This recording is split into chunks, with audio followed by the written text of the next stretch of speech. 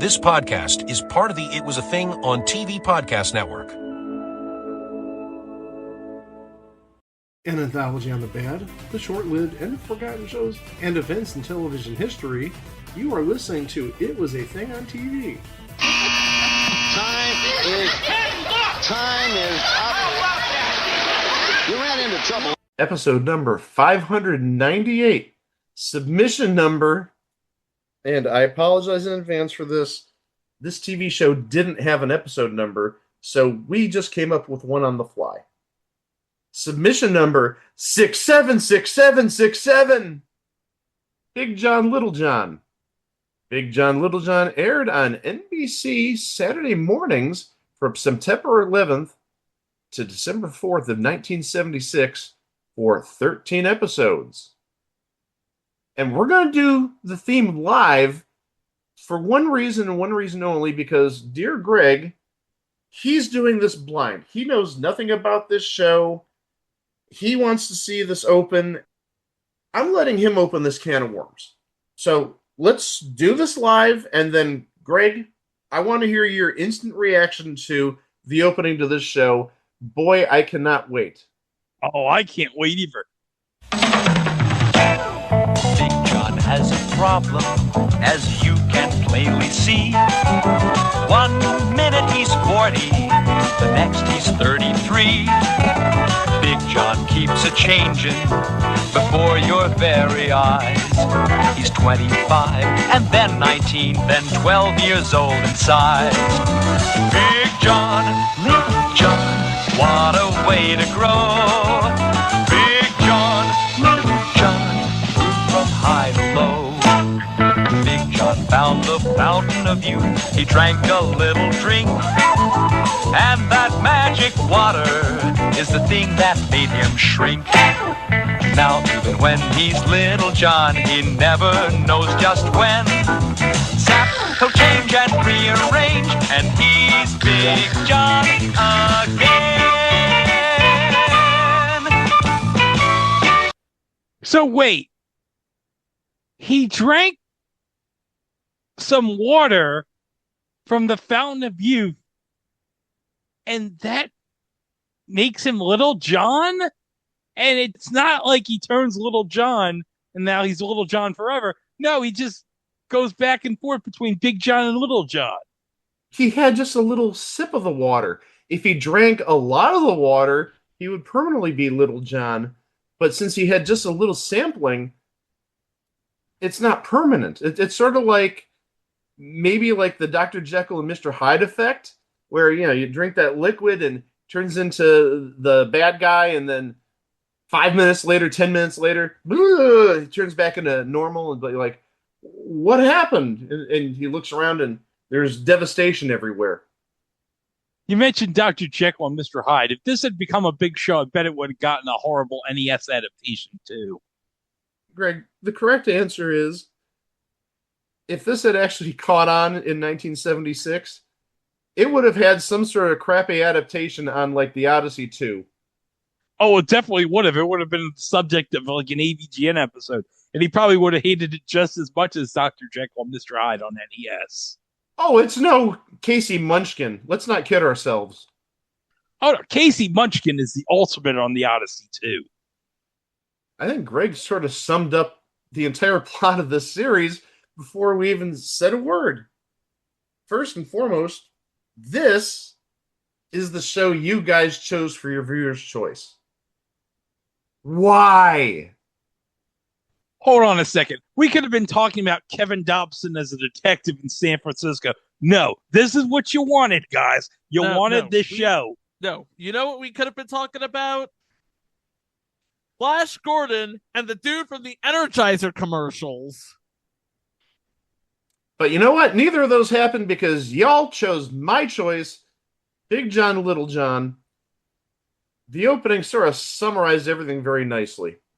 You have the main character, or the main older character, John Martin. He's a middle school teacher, 40-something years old. I've seen 40, I've seen 43. Regardless, he's middle-aged. And he goes down to the Fountain of Youth while he's vacationing in Florida, and he just has a little sample of the water from the Fountain of Youth. We already talked about that. We talked about why isn't he always 12 or 13 years old? Because he didn't take like a huge Stanley Cup drink of the water of the Fountain of Youth. No, he just took a little sip. He took a little handful, just like I did. Now hold on a second. Hold on, I feel like I'm. Wait, no. Hold on, I feel like I'm turning into a 12-year-old. No, it's not. It's regular. It's regular Lake Erie tap water that's been filtered, so it's fine. Now hold on a second. Could you imagine? Obviously, since Stanley Cups didn't exist in 1976, but could you imagine if he had the actual Stanley Cup from the NHL and had that cup, and he drank from the actual Stanley Cup? Yeah, if he drank from the actual Stanley Cup, that holds a lot of water. He'd be a friggin' embryo right now. But no, Stanley Cups existed. They didn't exist in the form that we know them now with, the pink and the purple, hot purple, and the different colors. I know my grandfather back in like the 70s and 80s, he had like a Stanley Cup like thermos that he used to bring to work with him. Only recently have Stanley Cups become sort of a fashion symbol. Because TikTok will make any damn thing into a fashion symbol. Oh yeah, just look at Labubu's. You mean the Monchichis on meth? No. Greg, since you shared it with us earlier, what did Lewis Black say about them? Lewis Black said it in, well, the most Lewis Black way possible. Oh, I'll tell you what he said. What the is a Labubu? And why do I have to spend what little time I have left knowing what they are? They're not even cute. It's just a Teletubby on meth. They're what Marjorie Taylor Greene thinks Jews look like. Oh, please. Seriously. One of the best jokes in the thing. I'm the Jew, you idiot. John Martin goes to Florida, finds the Fountain of Youth. He drinks a handful of the water, and he turns into a 12-year-old version of himself. But since he didn't drink a huge quantity of it, it's sort of like, as I said earlier, like a Dr. Jekyll and Mr. Hyde thing where he alternates between young boy and 40-something teacher. I don't get it, but also at the same time, seeing who created the show, I don't want to get it. Nothing against Sherwood Schwartz, but Sherwood Schwartz is like the king of like the stupid comedy. The comedy where hilarity ensues at every corner. That's the type of humor that I love. That's the type of humor that I hate. If you take a look at Sherwood Schwartz shows, boy, that's a tongue twister.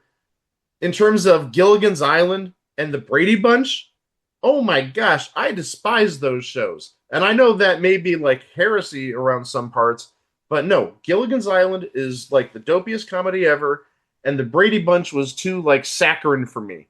I did not like watching the Brady Bunch. The Brady Brunch. That sounds like where they're going for Sunday breakfast. The Brady Bunch. But still, I didn't like the Brady Bunch, even nowadays. But I know I have my wrong opinion, correct, Greg? But anyhow, going back to Big John, Little John. One aspect of this is John Martin's age can change at any time. And based on what I've seen, there's nothing online that I saw, but it's on DVD. We'll get to that in a little bit. But from what I can tell, it usually happens at like really inopportune times when he's teaching, when he's with students, his middle school students. So he suddenly turns into somebody who's their age and he relates to them in some capacity. I'm just glad we didn't hear about John Martin turning into the 12-year-old boy while in the middle of having relations with his wife. Oh, God, why? Why would you have to bring that up, Mike? It's like Epstein, but like 40, 30 years earlier. Dude, no. But again, he can't control it. It's not like he's like, oh, well, I'm in the middle of school. I'm going to just like turn into the younger version of myself. No, it happens just at random times. The only people who know about his secret are his wife Marjorie and his son Ricky, though John Martin's students and his principal at the school, they become suspicious that something unusual is happening. The family explains that younger John is their nephew, staying with them. Right. And throughout this series, Big John unsuccessfully tries to find a cure for his predicament, but at the same time, his experiences as Little John give him some insight into what his students are facing. So again, as I said earlier, there's a connection he's getting with his students where he can relate to what the students are going through since he's now magically their age. And invariably, as I said earlier, I do believe the Sherwood Schwartz hilarity ensues all the time. That stupid hilarity that Sherwood Schwartz did, but you know what? I'm not going to say any more bad stuff about Sherwood Schwartz because I think I'm the only person of the three of us who doesn't care for Sherwood Schwartz's shows. Let's talk about who's in the cast because we got some names. We'll start off with the person who plays Big John, the elder version of John Martin, Herb Edelman. He was on 27 episodes of The Golden Girls. Not the only thing he's known for. He played Murray on the Odd Couple movie back in 1968, but he did quite a bit of stuff up until 1995. He passed, unfortunately, in 1996. Playing the little version of John Martin, I don't want to say he came off the role he'll be known for forever, because he certainly won't be known just for this role, but about a year and a half earlier, he had the defining role of his career. Talking about Robbie Wrist, we're talking about Cousin Oliver on The Brady Bunch. Oh, hey, another Sherwood Schwartz show. But as I said, it's not his only role he's known for. That's just what he's known for in terms of, like, I don't want to say jumping the shark, but y'all have heard how the Brady Bunch sort of jumped the shark after Cousin Oliver was introduced. His other sort of big role is he voiced Michelangelo in the Teenage Mutant Ninja Turtles movies. Yes. See, I told you there was a positive in all this. This isn't just stereotyping and saying, hey, you ruined the Brady Bunch. No, he was Michelangelo in the Teenage Mutant Ninja Turtles movies. So definitely there's a positive there. Yeah, everyone loves Michelangelo. I finally started getting into Teenage Mutant Ninja Turtles, the OG series, on MeTV Toons. Man, how did I miss this as a kid? I think it's because maybe I thought Teenage Mutant Ninja Turtles was aimed at a younger audience, and I would have been like 12 or 13 when it started. Better late than never. And Arrow Video just released a 4K Blu-ray of all the 3 live-action Ninja Turtles movies from the 90s. I don't think I can get into the movies. The cartoon I can. I don't know about the movies. Oh, the first one is good. You can skip the other 2. First one was absolutely awesome. Second one was okay. Third one, why even bother with it? Playing Marjorie Martin, John Martin's wife, is Joyce Bulifant, perennial game show celebrity contestant of the 70s and early 80s. But also, again, known for much more than that.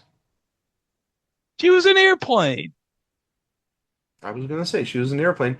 We talked about her previously on Flow, and she was a recurring character on Mary Tyler Moore Show back in the day, playing Marie Slaughter, the wife of Murray Slaughter. Oh, look at that. Murray Slaughter and Marie Slaughter. How about that? Oh. I just realized that. Okay. Whether that's by design or otherwise. Playing the son, Ricky Martin. Wait. Okay, get it out of your system because I was going to say something, but I'm going to open the door for you. Well, if it was played by the actual Ricky Morton, would he be shaking his bonbon? Oh, I thought you were going to say he was living his La Vida Loca. Nope, that's what I was gonna say. Anyhow, living La Vida Loca in 1976 is Mike Darnell. We've talked about him previously, but the big thing he's known for since about 2000 is he's like the king of Fox reality shows. Hell's Kitchen, American Idol. I think he's in the head of reality television at Fox. So he has successfully transformed from acting to executive powers. Playing the principal Bertha Bottomley. What the hell type of name is Bertha Bottomley? Whatever. It sounds like the name of some 80s female wrestler. I was Oh my god, hold on. I'm sorry. Bertha Bottomley. That sort of sounds like one of those big wrestlers that would have been on Glow back in the day. Oh my god. I was gonna say that's the kind of name that screams I'm a heel, but Oh no, she's definitely a heel. There's no way around that. She is a heel in the wrestling world as Bertha Bottomley. Yes. That is a heel name if I've ever heard of a heel name. But anyhow, playing Bertha Bottomley, principal by day, lady wrestler at night, is Olive Dunbar. Hasn't been with us for about 9 years. She did a little bit of everything, but the one big takeaway, and gosh, you guys, well, no, hold on.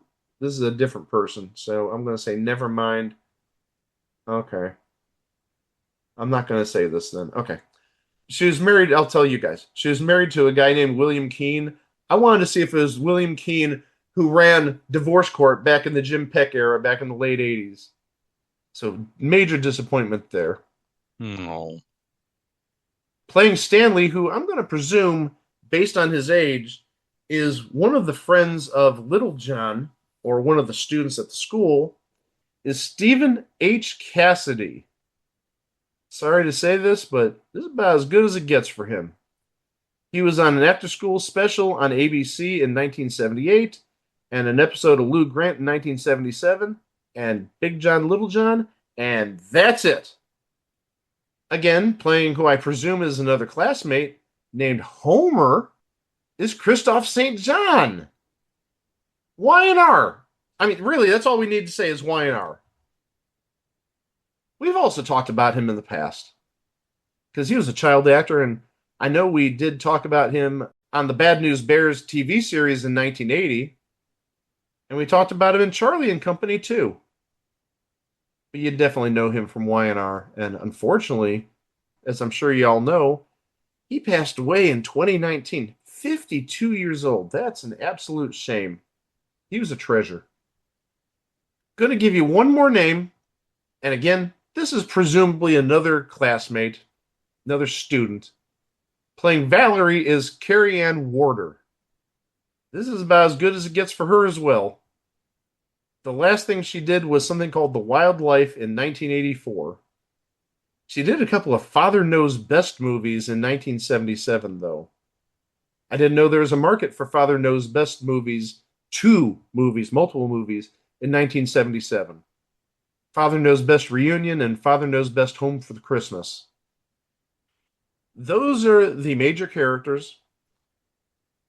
I think we're going to go into some episodes, and I'll give you my analysis as to what this TV show reminds me of, and I do think this is going to absolutely break Greg. We'll find out after 13 episodes. We'll start off with episode 1. This is your expository episode. This is setting up the rest of the series. It's called A Sizable Problem. As he readies for an important interview, middle school science teacher John Martin realizes after drinking from the fountain of youth, he randomly changes into his 12-year-old self. Hilarity ensues. We do have a name as Coach Adams. Hamilton Camp. We've talked about him. He was on at least one of the episodes, if not both episodes, of Turn On. But also, I mentioned he was one of the daughter's bosses on Too Close for Comfort. I believe in the first and second seasons, he played the manager of a department store. It was one of the daughters that worked there. But also, pretty big name, if you ask me, in the world of voice acting. Hold on a second. Okay. We neglected to mention he was on Just Our Luck. Yes, he was. I'm sorry about that. Yeah, Just Our Luck, Turn On, Too Close for Comfort, and again, just many voices. I just saw his name, I forget on what TV show. It was definitely something on MeTV Tunes. But it's like, oh, I didn't know that. I think it was actually, believe it or not, the Teenage Mutant Ninja Turtles. I think I was watching an episode earlier this week and was just looking at the voice actors because there was one voice that really rang a bell. I wanted to see if it was this person, and it wasn't. But lo and behold, in that episode was Hamilton Camp's name. So he really did get around, like in the late 80s, early 90s, even mid 90s, doing voice acting work. Episode 2 is titled Peter Panic. Not Peter Pan, Peter Panic. Miss Bottomley casts John as Captain Hook in the school production of Peter Pan. Trouble arises when she also casts Little John in the same play.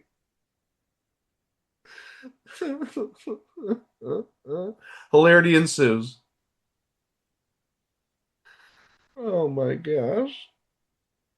This is so stupid, but again, Sherwood Schwartz, I've come to expect it.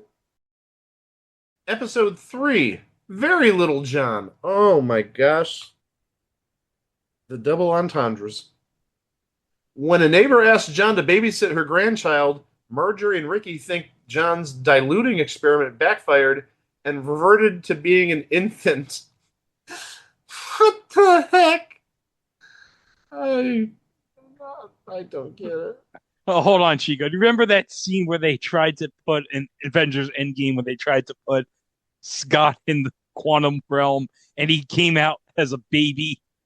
Yes. That's what I was thinking of. I'm just thinking to myself, here's a guy who drank water from the fountain of youth unknowingly, but still, the point is valid.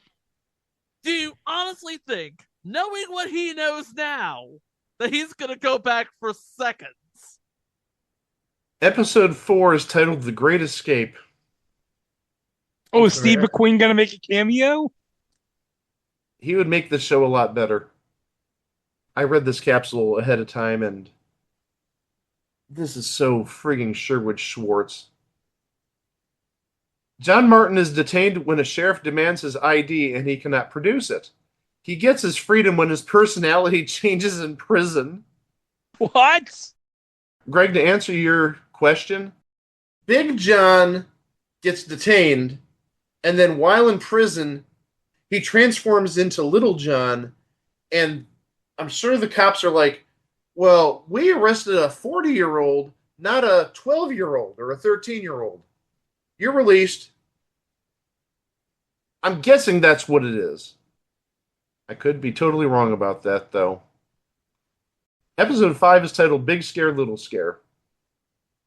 John has summoned Mr. Boswell, Stanley's dad, to account for his son's continuous tardiness to class for 5 days. Boswell explains that the boy is afraid of crossing in front of the Crabtree Mansion, an abandoned house that neighbors believe it to be haunted. John decides to find out who's behind the Crabtree ghost. Episode 6 is titled Big Shot, Little Shot. It is vaccination day at the school, and John turns into a man, and he gets vaccinated. I'm sorry. I need a moment to recover there. He turns into the grown man, but he's at school and gets vaccinated. Okay. Good thing this is 1976 and RFK Jr. is not here to cause some shenanigans. You know, Greg, I'd almost ask you why, but, you know, that's just giving you what you've given me. Grief and stuff like that. Getting back to the capsule for this episode. Meanwhile, as the kid, He's invited to join the school basketball team. Then at the end of the episode, he becomes the kid again, and the other teachers take him to get vaccinated again, much to his chagrin. So he got vaccinated as an adult, and then he goes back as a kid. Oh, this has to really set RFK Jr. into a tizzy. He got 2 vaccinations? Wonder if he said that to Olivia Nuzzi after they did the, Oh, why are we giving this woman attention, Greg? Why are we giving RFK Jr. attention? That's why I thought. Hamilton Camp returns in this episode as Coach Adams. Episode number 7 is titled Time for Change. John believes he has discovered the secret of the Fountain of Youth, so he calls a press conference to announce his discovery, but his discovery shows no signs of panning out as he had believed. Can a science teacher just call a press conference like that back in 1976? We do have... I'm going to call it a name. There's a reason I'm mentioning this person. Playing Mr. Logan is Jack Mulaney. Really, the only reason I mention him is because he was on It's About Time, which we've talked about, which we're going to cover sometime next year. He played Hector in 26 episodes, which I'm going to presume is the entire series. Oh, and by the way, who created It's About Time? Sherwood Schwartz. So you have a sort of Sherwood Schwartz connection there. Episode number 8 is titled The Principal Who Came to Dinner. Oh no. This already sounds absolutely horrible. The Principal Who Came to Dinner. John's voice suddenly changes to Little John's and vice versa, a fact he struggles to hide from Miss Bottomley, who is staying with him after injuring her ankle. I got questions about all that. Playing that doctor is William Keane, Olive Dunbar's actual real-life husband. So you have the principal, and you have the principal's real-life husband in this episode playing the doctor.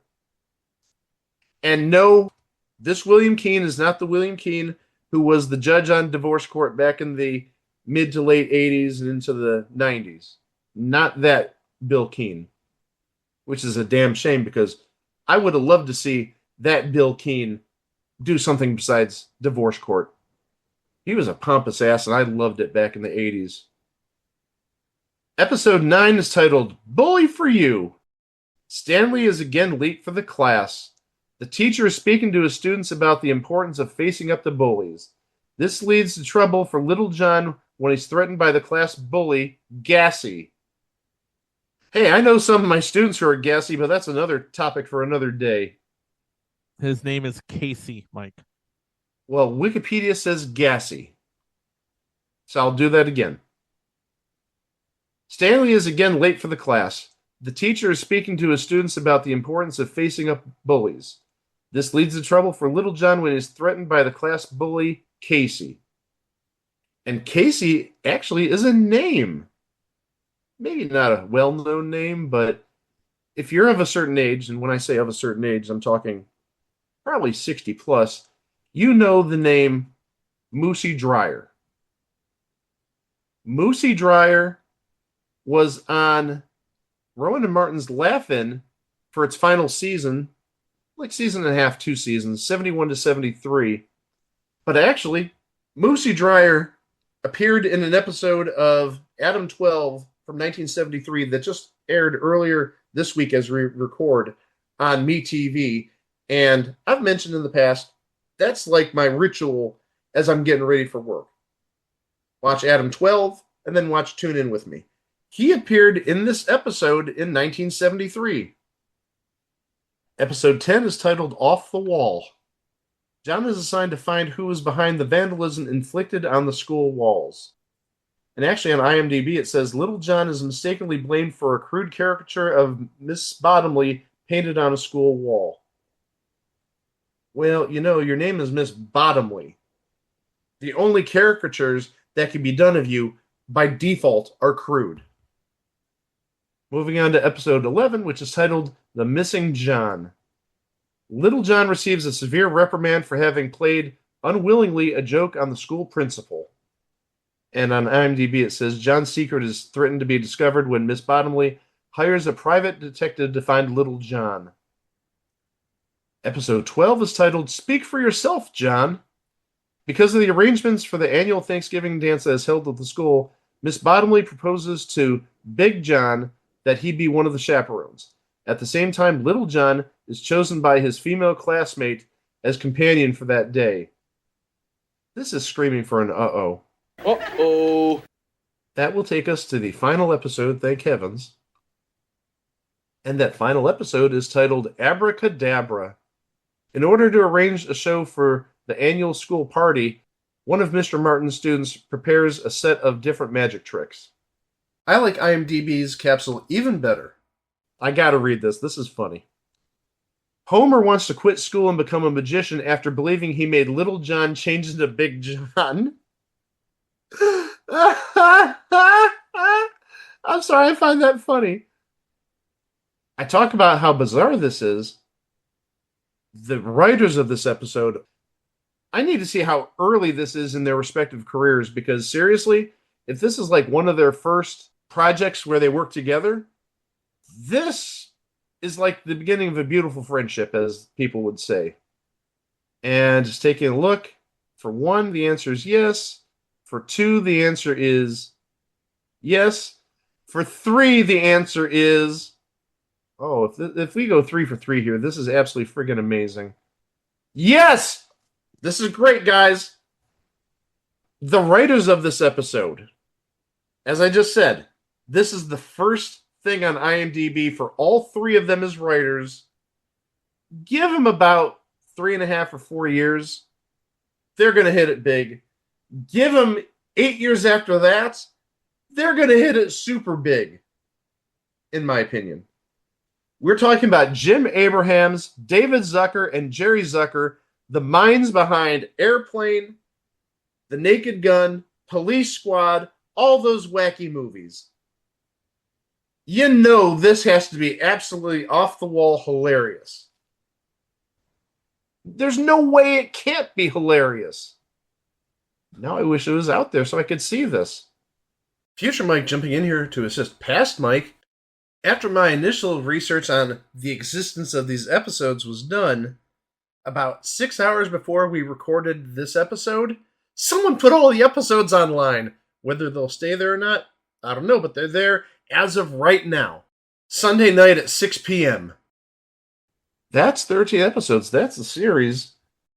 I hope Greg is here. I want him to hear me out on this.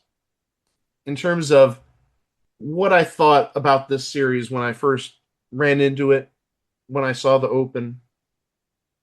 Greg, I don't know how you're going to react to this. No, actually, I do know how you're going to react to it. When I first saw this, Greg, I really made parallels between this and Turnabout. Except instead of switching bodies, you've got Big John turning into Little John, and for some reason I could see like Big John holding like a sucker in his hand, and I could see Little John, pretending to be a big adult by having a briefcase or wearing a suit. It's sort of like Sharon Gless and John Shuck. Sharon Gless is smoking on this cigar. Yeah, I like Chicago sports, or whatever they were in. I think it was L.A., whatever. But I like sports, and I'm a sports writer. I like chomping on this cigar. And John Shuck's like, "Oh, Shuck, I'm just a tender little housewife." Yeah, it's me. It's Sharon Glass. I'm smoking a cigar. Yeah, I just watched the Lakers game last night. Yeah, Kareem had a good game. Yeah, 35 points and 20 rebounds. Yes. I thought you were actually talking about the Lakers game that aired last night as of when we're recording, when LeBron James's double-digit scoring streak ended after like almost 1,300 games. But I do like the reference to Kareem Abdul-Jabbar. That's a good one there, Greg. And saying it to Sharon Gless while she's chomping on a cigar. Beautifully done. Could you imagine if Turnabout had lasted like 6 or 7 more years? We could have gotten a hilarious episode with AC Green. Because you know what AC Green's most famous for, right? Well, I think it's what he's most famous for not doing, but... Oh, yeah. You really want a turnabout episode regarding AC Green? Wouldn't that be hilarious if AC Green got a hold of that statuette and let's say he switched bodies with Wilt Chamberlain? I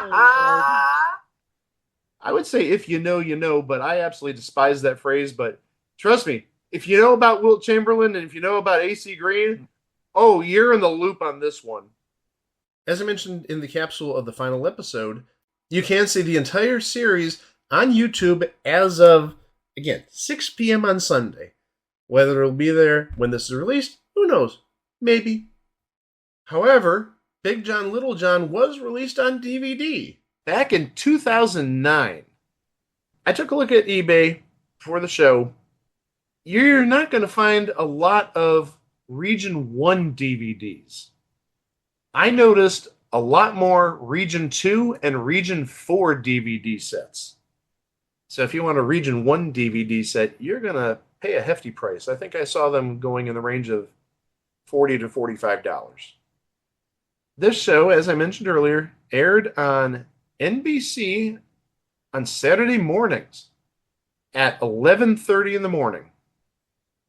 Its competition at that time, on ABC, it was going up against the third half hour of the Croft Super Show, which I think may be something we need to cover one day because the Croft Super Show is something to behold. And it's streaming. I've seen it on one of the fast channels. On CBS, though, there is a show called Clue Club that it went up against. And Clue Club, gotta be careful how you say that. Clue Club. Be careful. It was a Hanna-Barbera show.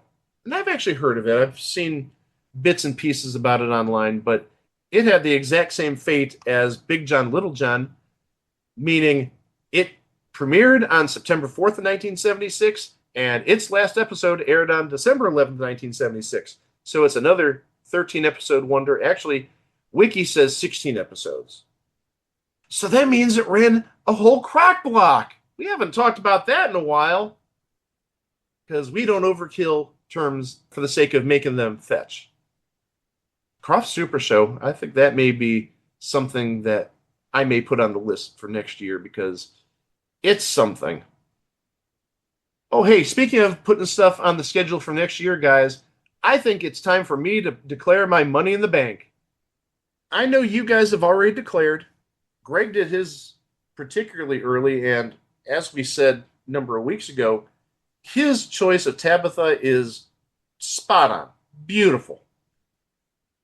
Chico, he's going to be covering Black's Magic, which, again, I think, beautiful.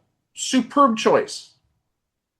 Not to put any pressure on me to make a good choice for my money in the bank, but I think I came up with a good one.